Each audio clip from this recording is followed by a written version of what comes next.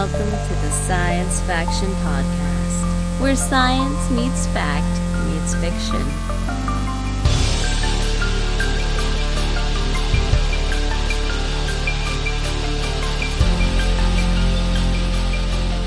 This is Science Faction for the week of March 31st, 2025.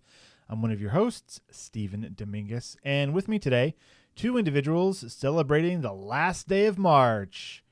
What's up? Benjamin Daniel Lawless. Yeah. Devin Kraft. How do you celebrate the 31st of March, Devin? What? How do you celebrate the 31st of March?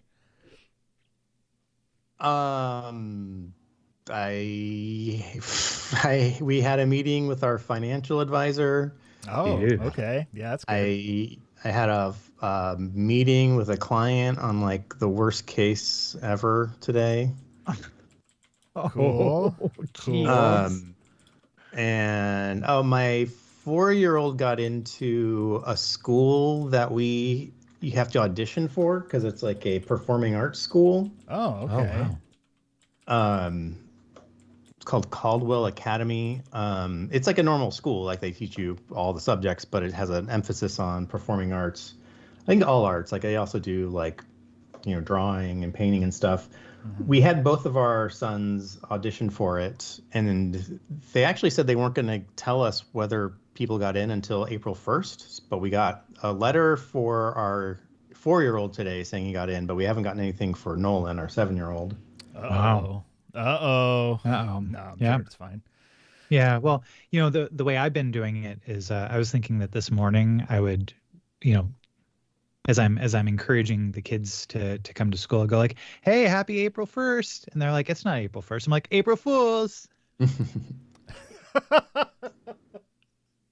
How many eye rolls did you get? I didn't do it. I just thought about it. Oh, you just thought about doing it. Yeah. Oh. Just thought about it. That wasn't an actual thing I kind of chuckled to myself about this morning, but Wow. there was enough going on. Like it was rainy and just vibes were off. So, but that would be how I would celebrate the last day of March, is to tell everybody it's the 1st of April. Okay, cool. Yeah, you're welcome. You're welcome. That now lives rent free in everybody's head. Well, it's gonna have to start paying because that's ridiculous. So we were able to all three of us. I mean, I was barely there. We were all present and accounted for the second part of our City of Mist one shot that our buddy Greg is running for us, which we did yesterday on Sunday, so that today, Monday, now we are recording. We changed our entire schedule for the City of Mist thing, and I think it was worth it because I had a lot of fun. What a different game system that is. I mean, like I guess so. You keep saying that, and I forgive me. I mean, I know I don't play a lot of D&D. You guys, like, yeah, no worries. Yeah. So what's kind of interesting is yesterday I also played some D&D with my two kids. There's a free starter adventure. It's a PDF you can download from, I don't know, dnd.org. I don't know what it is, whatever the website is for D&D. Called Peril in Pinebrook, I believe. And it is it comes with pre-generated characters with like really minimalized character sheets. And it's a little thing where you're like, oh, you're on patrol in the nearby forest, and then a little baby dragon falls out of a bush, and they're like, hey, why don't you take this dragon back up into that mountain where the dragons maybe are? And so then you're set on a little mission to go into this dungeon with a dragon. Nice. So yeah, which is pretty cool because typically when you play D&D, Dungeons and Dragons, there are not really a lot of dungeons and or dragons present. So this one like gets right to the point of all that, and it's also broken up into sections where it's like this encounter. This encounter should be 10 minutes. This encounter should be 15 minutes. And there's I think there's 5 of them total, and most of them are 15 minutes. Some of the combats at the end or most of them are 10 minutes. The combats at the end I think are 15 minutes. But it really gives you kind of a goal for this is about how long this should take. And if it's taking longer, move it along or whatever. Or if it's too short, well, maybe you're missing something. So in a more typical traditional D&D style role-playing game, you have a character sheet with a lot of stats on it. This is how strong I am. This is how fast I am. This is how smart I am. All those kinds of things. This is my hit points. There's lots of numbers involved. And then you have your skills, which you have bonuses to things. That's more numbers. And so when you go to roll something, you'll roll typically a D20. Depending on what you're trying to do, you'll add or subtract numbers to whatever you rolled, and you're trying to meet or beat another number, a DC, difficulty check. And so, I'm gonna smash down this door. Okay, well that's a DC of 15. You roll your D20, which can get anywhere between 1 and the number 20. Maybe your athletics is +5. And so whatever you roll and you add 5 to it, is that more or less than that 15? If it's more, you succeed. If it's less, you fail. So a lot of these RPGs are very number driven when it comes down to decisions. I'm going to try to do this. Roll, do math. Did I do it or not? With City of Mist, it's more like we're all narrating a scene together. And it's okay, the guy's attacking. How are you going to defend yourself?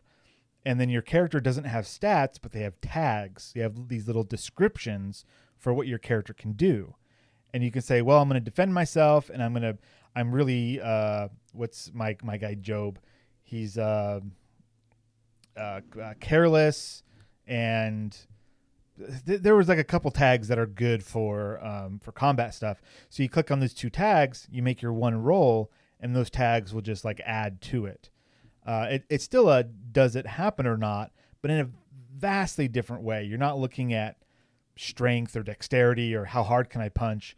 It's more how can I describe the scene and use these tags that are associated with my character to then improve my my chances of getting of this happening of this actually happening. Yeah, exactly. Yeah. So that is to somebody who plays a lot of the more traditional, let's roll dice, let's count numbers, which is fun. That's a great fun system. That's why it's been around since the 70s, and it's still popular. But to kind of stop thinking in those terms and think more in I'm actually directing a movie, or I'm directing a scene. Not am I strong enough, but can I do this cool thing because my character can do cool things. It's just a different way of thinking about it, and it takes a lot of the crunch away. Because just a very small aside, there are some D&D players who only look at the numbers. And that's where they find their fun, and that's totally cool. But they will try to okay, if I get this skill, and if I get this other number up this high, and if I do this, and if I do that, then when I make this certain kind of roll, I get to add these 5 different things together, and I can super do that thing. You're manipulating the numbers how you want to, and that's great. And other people will play D&D this is my character concept. I'm this kind of character, and I'm just going to role play this character as doing it, and then whatever the stats are what the stats are. So there's the D&D. How do you like to play it? I like to play it the second way. In fact, there's a D&D game that I'm part of right now that Greg is the DM for, where my character, I'm a orc paladin, and very, very devoted to my god, but I have a very low intelligence stat, but I have high charisma. So he's real friendly, can talk to people, can convince people things, but he's not the sharpest tool in the shed. So there was this combat that we were in, and it was in this room, and there was this arch in the middle of the room. The other guys we were playing with were all I go around that arch. And when it came to my character's turn, the last remaining bad guy was on the other side of the arch. And so I was okay, everyone's not going through this arch because there's probably some D&D thing with arches that I'm not aware of. I haven't played a ton of D&D either, but I was just kind of like, okay, this arch is significant in some sense. So I asked Greg, the DM, hey, would my character know anything about arches or be afraid of arches or, anything? He was just like, no, it just looks like an arch to you. I was like, great. I run directly through the arch towards the enemy, and from a player's point of view, I knew something negative was going to happen. From a character point of view, I'm going to go through this directly towards the next enemy to defeat, because that's my job right now. And so he runs through this arch and immediately falls to the ground asleep. just falls down dead asleep, and that ended my turn. It was a great character moment, though, right? If you're playing the numbers game with D&D, you was like, okay, this is a bad thing. I need to go around this thing so that I can get my better hits and roll my better dice. Great. But for me, the fun is doing what this character would do. Trying to figure out what this dummy would do. And that's what the dummy would do, and that's what the dummy did. And it was a great moment that we all had a lot of fun with. So it seems to me that City of Mist might have more of those kinds of moments in it instead of the let's figure out what numbers we can tweak around and add to get to a better result. More, how can I narrate this into a better result? Which, that those are very different play styles. Like City of Mist, not for everyone. I'm having a blast with it, though. Are you guys having fun with it?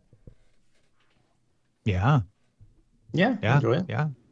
It's good. It's difficult right now, having a lot of energy in the evenings. That's been a real challenge. And so, I'm holding on, you guys. I'm just... And I know that Devin, I suspect that Devin has a similar, a similar struggle too. Yeah. We're not spring chickens anymore, you guys. We're not. We can't stay up all night doing these things anymore. It's the autumn of the chickenhood. Oh man, speaking of chickens, we're down a chicken now. I don't know. Oh yeah. Yeah, the neighbor's dog got after one of our chickens, and so now we have two. That's like a whole nother story. It happens. The dog is like the sweetest dog. She's like super chill. Before like the girls have, pet her all, and she'll just sit down very nicely, very polite. And it was just, I've been letting the chickens kind of roam through our yard recently to just, let them get exercise and do chicken stuff. And we haven't had any problems yet. And so I went to go pick up the girls from school, came home.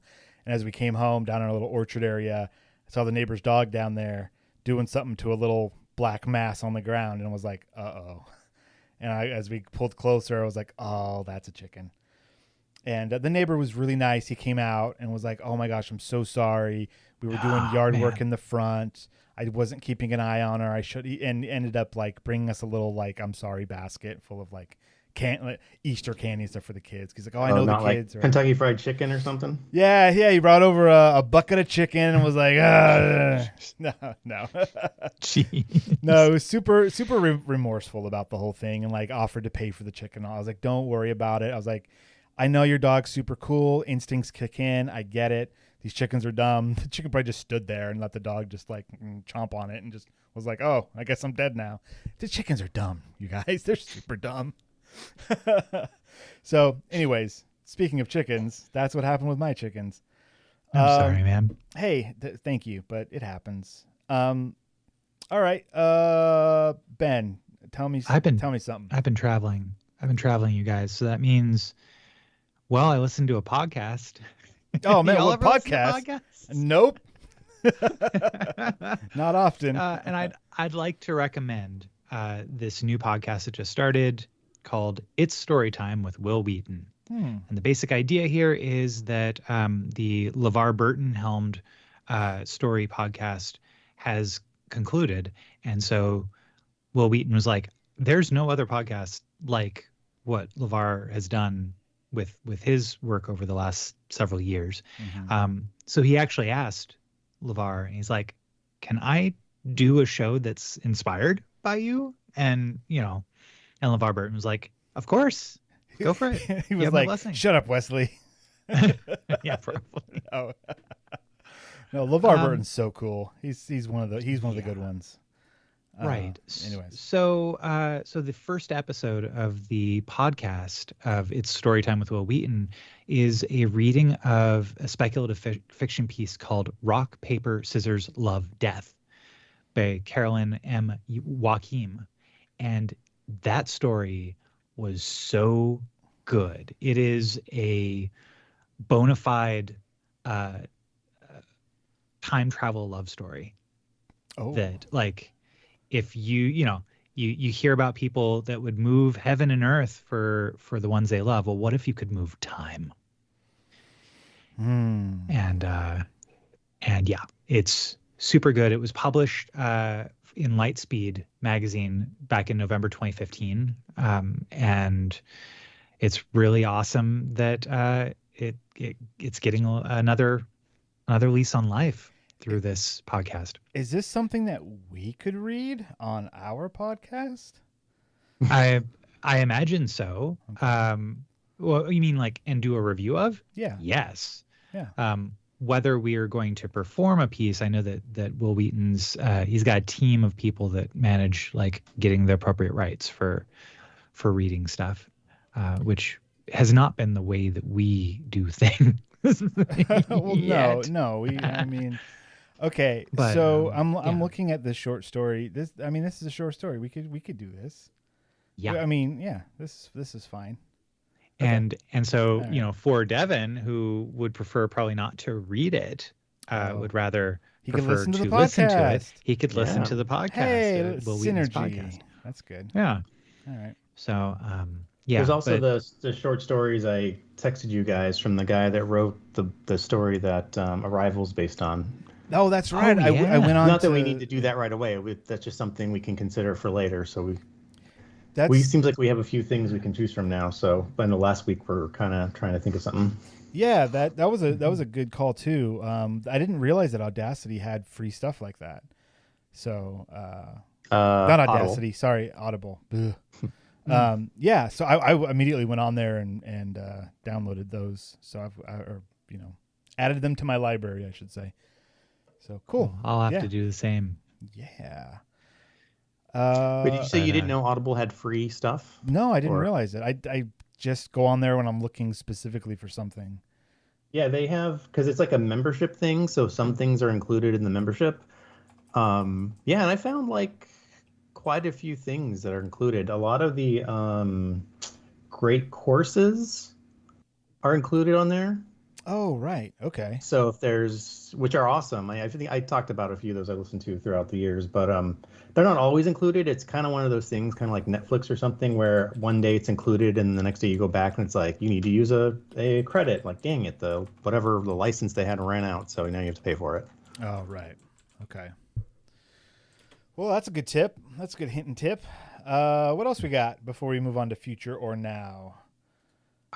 Are you guys watching Win or Lose on Disney Plus? Is that a game show? It's a Pixar show. Yeah. Oh. It's a TV series. It's about it's a series of kind of anthology stories that are all centered around the events leading up to a championship baseball game for middle schoolers. Oh, you just got Devin's attention. Baseball game. What? Yeah. So the series follows the Pickles, which is a co-ed middle school softball team, and the events leading up to their championship game. And each of the 8 episodes gives a different perspective of the same story. So like all the players and staff have internal battles to face and drama with the team. And, supposedly it all comes to a head at the end. I'm 6 episodes out of 8 into it. And it is tremendously engaging and fantastical, but also tremendously grounded. Like, think of the emotional, like, I'm not saying it's the same emotions, but think of some of the emotional strengths that you've seen Pixar do, such as the opening 5 minutes of Up, or the or most Inside devastating story ever told. Yeah. This gets close to being very devastating at several points. Good. it's it's a bit authentic because many of the children are played by child actors. It has Rosa Salazar in it as one of the as a single mom that that is completely and utterly social media addicted. Oh, And okay. yeah. And so but all of the characters, they're you get to get in each episode a view into that character's particular anxieties. So like the first episode, there's this the daughter of the coach on the team. She's not a good baseball player at all, and she desperately wants to be. But her anxiety shows up as like this slime creature that just kind of like hangs out on her shoulders and like weighs her down constantly and grows as her anxiety grows. And like tells her things like, oh, hey, you can do this. It's totally fine, except you really can't. But we're just going to try. And it's really good. But it's also like emotionally devastating semi-regularly for like a middle school and parent. And like there's an episode about the umpire who he's heartbroken by an ex-girlfriend and a relationship that kind of dissolved. So he finally decides to go on to the world of online dating. And okay. Yeah. Wait, okay. So this is a show from Pixar. Yes. On Disney Plus. Yeah. Who is it for? Is it a kids show or is this a adults show? Because it kind of sounds like it could be a show for adults. I feel like it's one of those things where if you have a kid or anybody that is capable of having empathy for other human beings, there are points here where it's a little slower because of the subject matter. And I would say that like a 6-year-old might not stick around with it, but it is a comedy. It's a dramedy, really. Like there are so many very funny and weird things that happen throughout it, but it's like, I think maybe the issue, or not the issues, but like how hard it hits may meet you where you're at. If you get my drift. Okay. I think I know. Yeah. There's the episode that follows the single mom, and she finds out that her daughter is not just the head of a cheating, like an empire of cheating, like at her school, which there's reasons why that's happening. Wait, but she's also of cheating on like tests? Yeah. So she's selling her services to help people cheat on tests. Okay. Got it. At the school. And so the mom finds out about it, and then also finds out that she's going to like a high schooler's party. And so she basically like shows up at the party, and like there's a bunch of crazy stuff happening, like, kids covering other kids with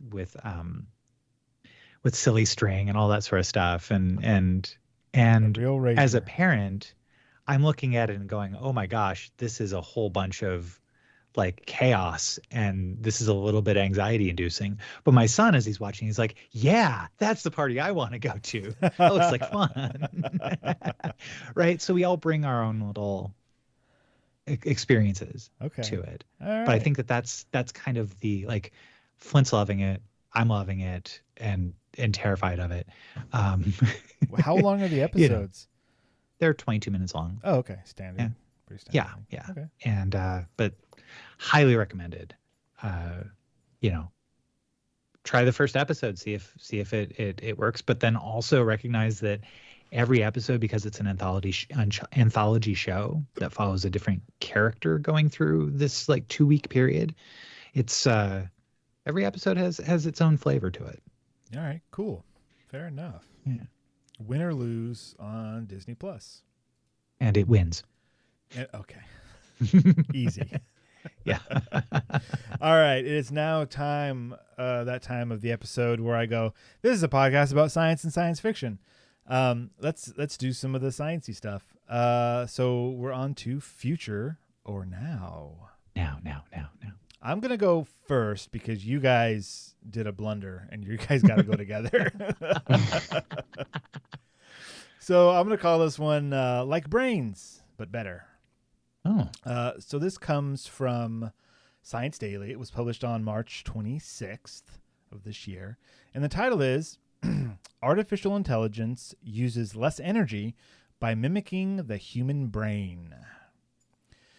So, electrical and computer engineers have developed a Super-Turing AI, which operates more like the human brain. This new AI integrates certain processes instead of separating them and then migrating huge amounts of data like current systems do. It's not a super long article, but there are some bits that are kind of in depth. The big thing to take away here is the sort of, I want to put quotes around this, energy crisis in AI. So in today's AI systems, including large language models such as OpenAI and ChatGPT, they require immense computing power and are housed in expansive data centers that consume vast amounts of electricity. These data centers are consuming power in gigawatts, whereas our brain consumes 20 watts. Says Dr. Suin Yi, assistant professor of electrical and computer engineering at Texas A&M's College of Engineering. That's 1 billion watts compared to just 20. Data centers that are consuming this energy are not sustainable with current computing methods. So while AI's abilities are remarkable, the hardware and power generation needed to sustain it is still needed. It's always been my understanding that it's not just like the power consumption, but it's also the amount of water needed to cool the systems as well, which is a finite resource, a bit. Yeah, and also to pump that water around, you're going to need more electricity, right? Yeah, for sure. So let's see. The substantial energy demands not only escalate operational costs, but also raise environmental concerns, given the carbon footprint associated with large-scale data centers. As AI becomes more integrated, addressing its sustainability becomes increasingly critical. And I think something to point out here that's kind of interesting is that it says it's not sustainable with current computing methods. So, I mean, essentially all we're doing now is hot gluing a bunch of computers together into one big computer, right? Like, that's such a reductionist way to think about it. But that's kind of what's happening, right? There's these big data centers, just huge buildings with just computers in them wired together doing math. And that's where these actual, LLM, AI, big quotes, AI stuff happens is, whenever you're asking it a question, be it on your home computer, on your phone, whatever, it sends the query out to that big machine. That machine does what it needs to do and spits back the answer. That's funny. Today, I was using ChatGPT, and it was a lot slower than normal. And I didn't know. I'm like, I don't think that's on my end though, because everything else I'm doing is running like normal. But I would put something into ChatGPT, and it would take like a good 10 seconds before it gave me any kind of response. Well, yep, that's exactly what it is. They can be overloaded. They could have shut down some of them to replace some wiring. Like, they're not going to say like, oh, we're taking 20% of our computation offline for, 5 hours. They just do it. And so you just get a little slower. You were probably put in a queue to wait for your turn to do the computations. So the main part of this article is actually talking about, well, let's not do it that way. Let's do it a different way. So Yi and team believe the key to solving this problem lies in nature, specifically the human brain's neural processes. In the brain, the functions of learning and memory are not separated, they are integrated. Learning and memory rely on connections between neurons called synapses, where signals are transmitted. Learning strengthens or weakens synaptic connections through a process called synaptic plasticity, forming new circuits and altering existing ones to store and retrieve information. By contrast, in current computing systems, training, how AI is taught, and memory, data storage, happen in two separate places within the computer hardware. Super-Turing AI is revolutionary because it bridges this efficiency gap, so the computer doesn't have to migrate enormous amounts of data from one part of its hardware to another. So imagine if you had two separate brains, one that learned stuff and one remembering what you just learned. Like that's how our AI is being run right now. So this is going to be different. Let's see. Hebbian. What's Hebbian? Let's see. What we did in that paper is troubleshoot the biological implausibility present in prevailing machine learning algorithms. He said, our team explores mechanisms like Hebbian learning and spike timing dependent plasticity processes that help neurons strengthen connections in a way that mimics how real brains learn. Hebbian learning principles are often summarized as cells that fire together, wire together. This approach aligns more closely with how neurons in the brain strengthen their connections based on activity patterns. By integrating such biological-inspired mechanisms, the team aims to develop AI systems that require less computational power without compromising performance.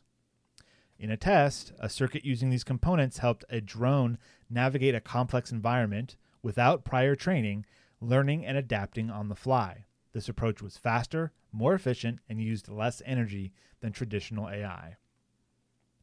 Interesting. Yeah, and it goes on to talk about why this matters and talk about sustainable AI development. It's interesting stuff. But I mean, the main thing here is that the main takeaway I take is that AI is not going away, right? All we're doing right now is figuring out how to scale it up. And it's a useful tool used in a lot of different ways. I use it every time I work on this podcast. If anyone's reading our notes, our show notes, or looking at images, that's all AI generated pretty much, with help, of course. AI is a tool. To figure out a better, more efficient way of doing it is better for all of us. If it works faster, uses less energy, yes, please. So pretty cool. I think it's interesting that they're kind of using some plasticity, like neuroplasticity, in this way. I recently came across an interview with Dr. James Doty, who is a neurosurgeon, that about like the woo-woo feeling of manifestation of what it is that you want actually has kind of a scientific basis when you consider the plasticity that we have. That like if you think about something enough, you become you kind of invite it into your life by opening up to it. Not necessarily saying that we're all going to get new sports cars or whatever when we want them, but like the idea of like choosing the appropriate goals and using neuroplasticity in order to help you meet them was kind of a fascinating one. I'll have a link in the show notes for it. All right, that sounds really interesting. Yeah, cool. Yeah, Cool. All right, guys, tell me about Mars, because you guys picked the same subject, different articles, but the same subject. So figure it out, guys. Yeah. You go for it. Okay, so this I found it on Ars Technica from Derek Ward Thompson and Megan Arco from via The Conversation on March 30th, 2025. NASA's Curiosity rover has found the longest chain carbon molecules yet on Mars, which this is so big. It's such a significant finding in terms of the search for evidence of past life on Mars. Because on Earth, at least relatively complex long-chain carbon molecules are involved in biology. These molecules that they found could be fragments of fatty acids, which are found in, for example, the membranes surrounding biological cells. Ooh. So if life ever emerged on Mars, it was probably microbial in nature. And because microbes are so small, it's kind of difficult to be definitive about any potential evidence for life found on Mars. So, while we're finding some evidence here, in order to get like real concrete evidence, we're still going to need more powerful scientific instruments that are just too large to be put on a rover. Yeah, we need to bring the samples from Mars to Earth to be able to do the studies in our labs here, which there are plans for a retrieval type system, but the budget's in question. So who knows when we'll actually be able to do that. True. Yeah. Well, and this is kind of an exciting time for the search for life on Mars, because in March of this year, scientists presented evidence of features in a different rock sampled elsewhere on Mars by the Perseverance rover. And these features that were called leopard spots or poppy seeds could have been produced by the action of microbial life in the distant past, or maybe not. But the findings were presented at a conference and have not yet been published in a peer-reviewed journal. So, yeah. Here's hoping that the rock that they found, which they dubbed Cumberland, they found it in a region of Gale Crater called Yellowknife Bay, and this area contains rock formations that look suspiciously like those formed when sediment builds up at the bottom of a lake. Oh. So, one of Curiosity's scientific goals is to examine the prospect that past conditions on Mars could have been suitable for the development of life. So, why not an ancient lake bed? Yeah, these come from samples that would be 3.7 billion years old. So if this was life, it would be life from then. So it wouldn't be anything that happened in the recent history of Mars, which is understandable because we think that if Mars was able to sustain any kind of life, it was probably in the past, nothing recent. Unless we drill deep down into the Mars soil and find the possibility of, environment that could sustain some sort of life. But anyway, this life, if it existed, was billions of years old. Yeah. Well, I mean, we hear sometimes like that either life on Mars could have seeded life on Earth or vice versa via asteroid impact or something. But this kind of takes that out of the running, because if these things were from billions of years ago, that probably wasn't the case. No, I mean, that's around the same time. Oh, so you think maybe it's evidence? I mean, for? It could have still had a single origin. I wouldn't rule it out. I mean, what we were saying at the last, I have to go back and look at my notes, but I was saying that Luca was from like 3 billion years ago. Oh, that's right. Yeah. And this would be like something even maybe, we don't know what this would be from, but there could be life. Obviously, Luca was not the first life. It was the first, the universal common ancestor, but there was something before it, which could be this. And we don't know if it came from like Earth could have seeded Mars could have seeded Earth, or maybe something in between, like on an asteroid, the right elements came together and then got seeded to Earth and Mars. But we'd have to have some kind of life form we could actually do some genetic analysis, if it used genes, to compare to Earth. Okay. Yeah. Fair enough. Yeah. But also, like you said, this doesn't necessarily mean it was life. It's a good indicator, but there are natural ways it could happen. None of the articles I found really got into details about what natural processes could do this, but they do. All of them make sure to say that this is not definitive. Right. Yeah. So like these could be derived through geological or other chemical mechanisms that don't involve fatty acids or life, such as what we would call abiotic sources. But the fact that they exist intact today in samples that have been exposed to a harsh environment for many millions of years, there's potential hope here that evidence of ancient life might still be detectable today. Now, this sample from Cumberland, it doubles the number of carbon atoms found in a single molecule on Mars.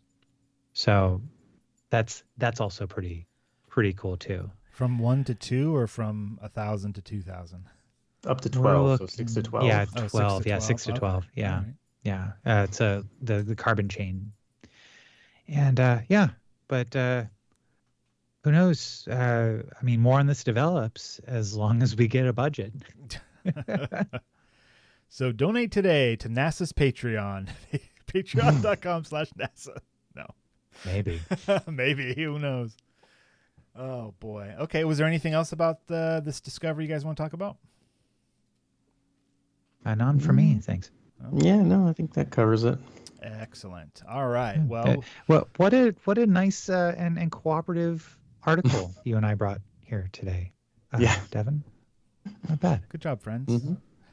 Okay. We are going to take ourselves a little break. When we come back, we're going to do our book club, or rather our comic book club, because this week we're reading comics, kind of. We've got links in our show notes. You can check out The Giving Man Scour and a YouTube video, all by Scott Bass. Was it the Bad Space? What's it called? Bad Space. Yeah. Badspace.com. Yeah. Yes, badspacecomics.com. So check out those links. Badspacecomics.com, yeah. Yep. Check out the links in the show notes and read those. It'll take you 5 minutes, and they are haunting. And we're going to talk about that. So we'll be right back. Like it or not, federal funding for schools is shrinking, making education a local issue. That means your help is so necessary right now. I'm Benjamin Daniel Ellis, and your local Parent-Teacher-Student Association needs your support. That's the PTA, PTSA, PTO, whatever they call it. A donation of time or money goes a long way. Help organize an event, call potential sponsors, or see if your employer offers donation matching. Every bit helps local students thrive. No affiliation here. I just thought it'd be cool of you. Thanks, and back to the show. And we're back. Heyo. Hello. Hey. And a big thank you to our patrons, Renee and Josh. If anybody's interested, we do all the things. They're on Patreon. Yep. And patreon.com/sciencefactionpodcast. For sure. This week we've got book club. Yeah. So 3 stories by Scott Bass. Scott Bass, from Bad Space. badspacecomics.com. Links in the show notes. All right, let's see. I think it's kind of important right here off the bat, like to take a look at the about page for Bad Space, because here's what he wrote, and I think this can kind of help to give the milieu of his work. He says, "Are you sick of empty spectacles and endless sequels? I am. That's why I created Bad Space. I love science fiction, but Hollywood has stagnated in a 70s time warp where the same old ideas are recycled endlessly, never aiming for more than politically cowardly, scientifically illiterate bubblegum. Meanwhile, science has moved on, and so has the world. Late-stage capitalism, fascism, and climate collapse are barking at our heels, while our best and brightest peer deeper and deeper into the very nature of reality. Science fiction should reflect that, even if, in the final equation, it is just grieving for the future we have lost." Whoa. And thus, here we are. and here it is, comic books. With that. All right. So the first one that we're going to talk about is called The Giving Man. This one, it's 1, 2, 3, it's like 10, 5, maybe 8 panels. And it came out of January 18th, 2025. And it is essentially the story of a billionaire who has so much money and also cancer, and the cancer's moving faster than money he can throw at doctors to try and fix it. And so instead decides to invest in cryogenics and ultrasonic hibernation. And then essentially they take him to a black hole and lower him down into it, so that, let's see, I am lowered into the lips of this straining maw, time accelerating with my descent. 20 years? 50? I welcome it. So they use time dilation to try and have the world, around him, well, it is moving constant, but time's dilated, so for him it slows down to a crawl. Yeah, so he can hopefully reach a cure while he's still alive, but then what happens, Ben?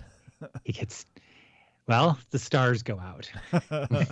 Oops. In a blink, the lab, the world is gone. The singularity evaporated. A miscalculation.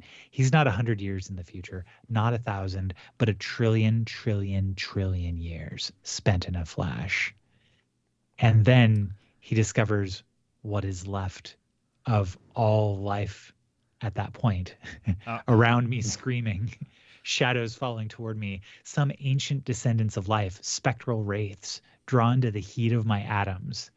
And in this desert universe, empty of matter, my arrival is a beacon, the flare of a newborn sun. Tendrils of space-time curl iron fingers around me. My function slowed to a trickle. Even my cancer frozen in its tracks. So, like, yeah, this is a haunting story. I mean, Devin, give us your reaction. What did you think of this one? No, I thought it was cool. The heat death of the universe is basically what he's talking about, right? And these are the only, whatever it is that's eating him alive at the end are whatever form of, it seems like a form of life, but it like he represents at that point the only matter left in the universe, right? Yeah, Right. I didn't take it as that it was life. It was just in a place where entropy is completely taken over, and then you have this chunk of life comes back. Well, because he calls it tendrils of space-time, so yeah, it's kind of cool. Whatever that would be, but just the idea that he's basically the last thing that exists in the universe. Mm-hmm. And what I think it's fascinating is that can something that is hungry be a sign of it being alive? No. Possibly, right? I think the definition of life is there is a like accepted definition of life, but it's still like you can debate certain aspects of it. Yeah. Well, I mean, hungry ghosts swarming through me, teasing out the fire of every atom so it might last an eternity. I have become their fountainhead, their world, their everything, and they take it all forever. So did he get what he wanted? He wanted to live as long as possible. He's the last person to ever live. He did it. Mission accomplished. Yep. So I looked up life, definition of life. The property or quality that distinguishes living organisms from dead organisms and inanimate matter manifested in functions such as metabolism, growth, reproduction, and response to stimuli or adaptation to the environment originating from the organism. I don't know if that doesn't sound like the scientific definition of life. Well, that's kind of what I would have metabolism, expected. growth, I've heard that reproduction type of definition because they always say like you always try to find some way of disproving it. They always say like our virus is alive. That's kind of where the line starts to get drawn, and then there's the whole fire is alive because it meets all those criteria. Yeah, and of course it's not alive, but then there's more general, depending on how we're going to talk about or eventually define AI and what other alien type things we might find to be like, well, is that alive? Because it doesn't fit our exact definitions, but it does. There's some behavior that's undisputably makes it seem like it's alive. So, well, I think the whole virus thing is always interesting because I think it meets the definition for life, but like they're not alive. Right? Like, because it's a biological process, got organization, metabolism, growth, adaptation. It does all of those things, response to stimuli, and they obviously reproduce. But like, there's no virus culture. There's no virus, culture. Yeah, as in like humanity's culture.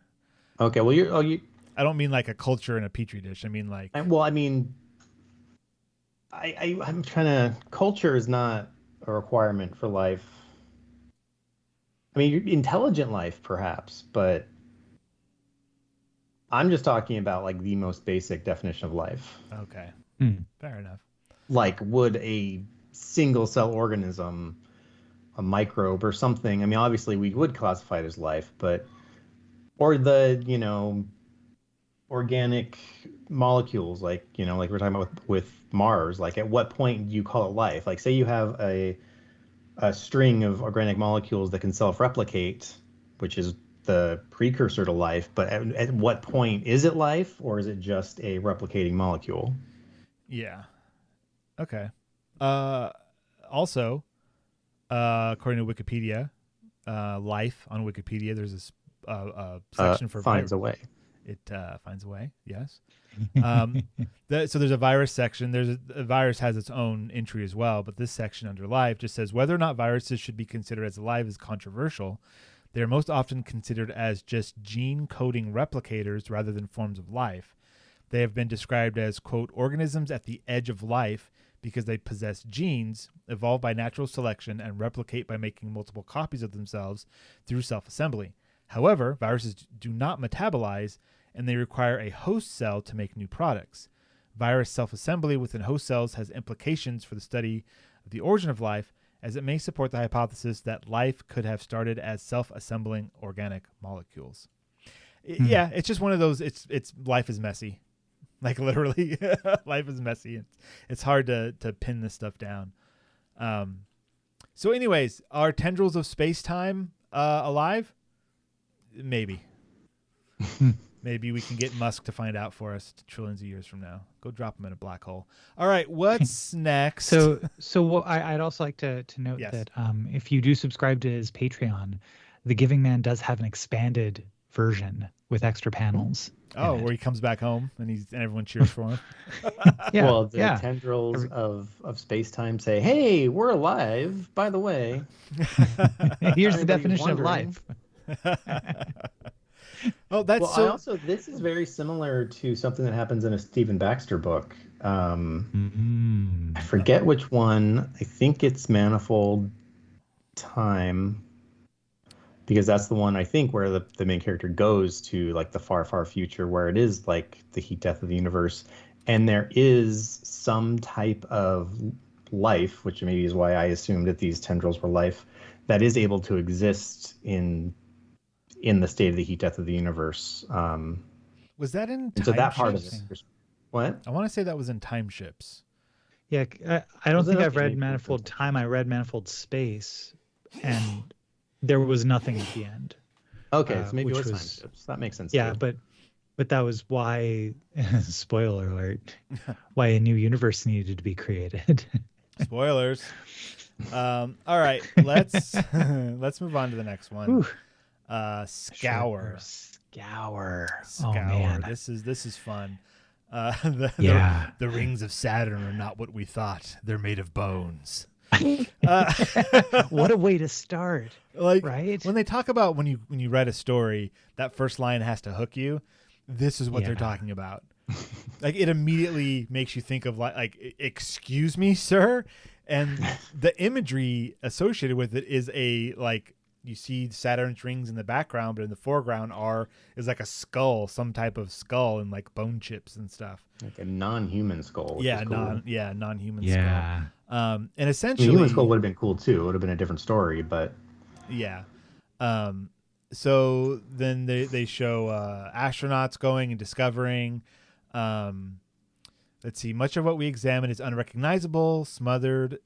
They're smoothed down by epochs of microscopic bombardment. Nevertheless, what we can make sense of is a revelation: fossils, arrowheads, and bones from Earth. And so, like, at this point, I mean, this is 3 panels in, and already it's like the massive amount of story that's been told in these 3 panels, incredible. And then it goes down to billions of bones, yes, but all from this one animal. Paleontologists cannot identify it from our 3D scans, but they recognize its family, a nimravid, its closest relative extinct 33 million years ago. So, like, there's another little, like, bit of evidence that then makes the story go even crazier, right? Like, okay, so was there some civilization 33 million years ago that got to space? Like, what? And then they talk about it a little bit. Clues that speak to a society that rose as high as our own, its civilization unguessed at, unimagined, and then expunged. So then it goes to like, okay, did something kill them and put their bones here? Yeah. Yeah, not merely destroyed, but perfectly erased from the surface of the earth. The branching fossils of their evolution, their technology, their memory, swept up with an unimaginable precision and strewn here to form the most eye-catching sight in the solar system. Yeah. So then where does the story go? Then what do we start thinking about? This This is not merely extermination, it's a message, a warning. Your kin trespassed against us, it seems to say, and look how completely we erased them. Turn back now or meet their fate. What? Yeah. Yeah. And then they're like, all right, we're out of here. It says for the past decade, our most distant space probes have been failing at Neptune, at Uranus, until only us, the furthest operating human presence, teeth closing around our solar system. Like, how horrifying that there is something coming for us and we find evidence that they've done it before and it appears just easily and flawlessly. We are no match, is what this story is saying. We are no match for what's out there. And we dare to grope towards the edge of the solar system and wonder where they will scatter our bones. Oh, man. Yeah. Whew. Scour. Hello. Yeah, that's another good Scour, one. man. Like, So yeah, like when I proposed kind of diving back into Scott Bass's work, it was this one that I was like, well, hey, we could talk about this one for a little bit. And Stephen, you're like, this isn't enough. One comic. I was like, oh, okay. well, I'd rather read more. Sure. So this was what, 8 panels or something. The amount of efficiency in this person's storytelling, their science fiction storytelling, is immense. And while there is imagery, and that's hard to get across on a podcast, the imagery is almost just like flavor for the text, because the typical way that these comics go is it is like a narrator is narrating the situation. There's no like firsthand account or anything in these two that we've read so far. Or I can't think of any of the other ones that I've read if there is any like first person anything. It's usually like a narrator. So if you think of it as okay. The Hell and Back definitely has some dialogue in it, but that is true. Yeah. So all right, well let's move right along to that one then. Yeah. So anyhow, Scour, definitely check out Scour. Yeah. the artwork is incredible. The story's horrifying. Speaking of horrifying, so the next one, Hell and Back. So this is a YouTube video. It's a little over 2 minutes long. It's on Scott Bass's YouTube, and again, there's going to be a link in the show notes. Check it out for 2 minutes. And it's a little animated short about landing on Venus. I mean, I guess animated, that's an interesting way to put it. It has some actors in it, and it's a CGI plus. I mean, it's got a lot of special effects for 2.5 minutes. I mean, I think the human face that's in it, that's the only real thing in this whole 2 minutes. Probably. Everything else looks like it's CG. I mean, it's basically like a Disney live action movie that's just all CG anyway. The Lion King live action movie. Yeah. So the basic idea, this storyline is that in the rush to plant a flag on Venus, whoever puts a flag on Venus is not going to survive it. There is no surviving Venus. Yeah. And so nobody. Nobody survives Venus. That's right. So and okay, so the thing opens up with like something crash landing on Venus. You can hear like radio chatter and stuff, and you get this big like metal suit that looks like it just crashed down. And it's like an old like diving suit. It looks like almost. And there's a lady inside of it, plants the flag, and immediately all the sensors in the suit are like going off, like a breach imminent, or whatever it says. And and then a timer starts, and it severs her neck and cryogenically freezes her head in an instant, and then a balloon inflates out and starts to lift the head up into the atmosphere. What? Yeah. Well, I mean, she asks her crewmate, like, why did I do this again? And they're like, so you can get a brand new body, one that is uh that you won't even, you'll barely remember this body, you know. Yeah. And what faith she has in the system, in the capitalist society, that she will actually get a new body. Oh man. Mm-hmm. Nobody survives Venus. I, I think, I mean, we don't know enough about the rest of the world. Just the fact that they do freeze her head makes me think there might actually be a new body waiting for her. yeah. Otherwise, why not if you're just? not going to actually give the person a new body, then why were you going to preserve their head? Yeah, they would just decapitate him and be like, "Oh, oops, nobody." Hmm. That's it. That's the end. This talks the science fiction directly points to, I think, more like the one-way space travel trope, where like Mm-hmm. there's no going back, and like that's kind of like what this person is doing, because they don't know after their head's been severed and cryogenically frozen if they are really coming back. It's, you just kind of have to. They said they would, so this is kind of like that whole like one-way trip deal for science, except it wasn't really for science because they were just planting like a digital flag. What did the flag say on it? It said something on it. Claim VNX1 registered.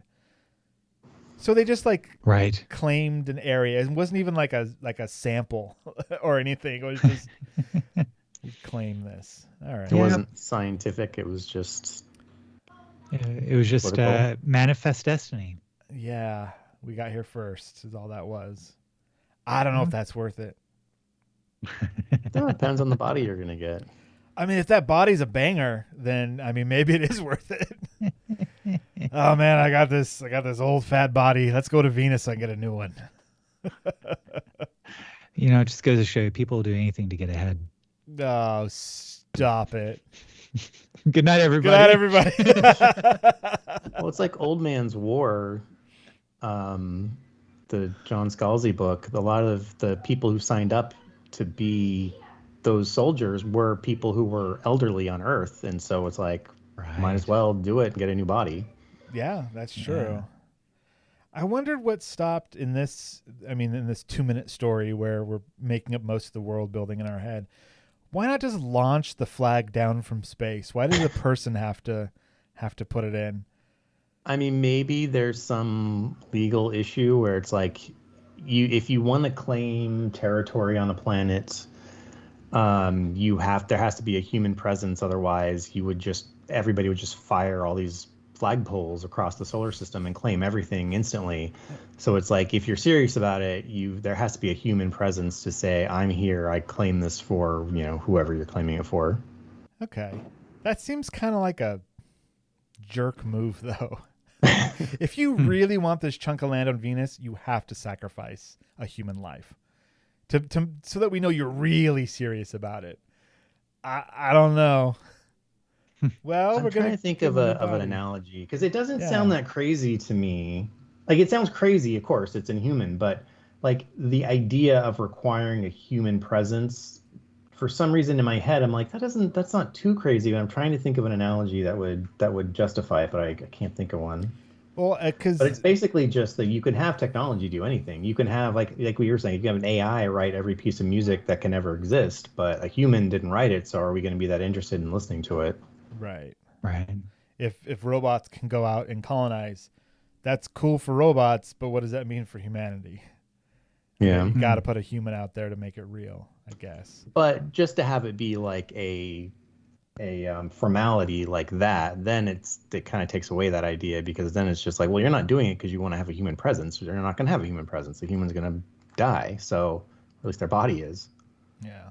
So it doesn't really. It's almost like you're saying, like, a end stage capitalism sort of thing. It's like, well, because of this stupid legal rule, we have to have a human go through this experience to fulfill the law, even though really why are we claiming a piece of land on a hellish planet when we could just, whatever the point of this is, whether it's to claim it for then later resource production, we can do that for the good of humanity without having to sacrifice someone's body. Mm-hmm. Yeah. Whatever the case may be. Yeah. It's wild, man. I don't know if we're ever going to live long enough to really see a space land rush, a space rush. For asteroids, perhaps, but Maybe not for planets. I mean, if we keep on the current path of humanity, we're not getting anywhere. we're stuck in the mud. We can't get our feet out of the muck. I mean, but it's technologically only speaking, yeah, it's only going to be through manifest destiny that happens, right? Like if we go the way that we're seeing everything going, can't trust the billionaires to do it because they won't. They'll just do it for themselves. They'll do it for themselves. Yep. And then we go back to N.K. Jemisin and the racist without skin. That whole story happens. Right. That's our real future. Ugh, horrifying. All right. Mm-hmm. I think that's going to be a wrap, boys. Next, what are we doing next week? We didn't even cover that. We're gonna be reading Johnny Mnemonic by William Gibson. And that's part of Burning Chrome. So if you figured out where to get that, or you have the collection of short stories, Burning Chrome, Johnny Mnemonic is in there. So you may already have it. Cool. And we've got a link for someone reading it on YouTube, so you can listen to it that way if you're like Devin, just lazy. Wouldn't it be nice if you were like Devin? If everyone was just more like Devin, I think the world would be all right. It would be a lot more like serious and metal, but like that would be an improvement as far as I'm concerned. And chill, man. Like, yeah, chill. I don't know about chill. Devin, how chill are you? I think I'm pretty chill. Yeah, Devin's cool as a cucumber. That's not someone who's chill wouldn't say it that way. So in the ways that matter, I mean, like when it comes to, I'm kind of curious, Stephen, what you think, why you wouldn't think I'd be chill, or a society based on my personality would be chill. Because I just feel like when it comes to like serious things, like you always say I'm so serious, and I think that's based on like how I speak and maybe what I talk about. But when it comes to serious things, I'm just like, yeah, whatever. Yeah, you're pretty nihilistic.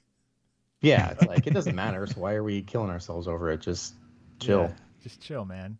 Yeah. All right. Well, are those your final thoughts, Devin? Just be chill. Excellent. Be excellent to each other. Yes, for sure. Ben, do you have any final words for us? I'm selling my prosthetic arm. If you want to buy it, just know it's secondhand. Good night, everybody.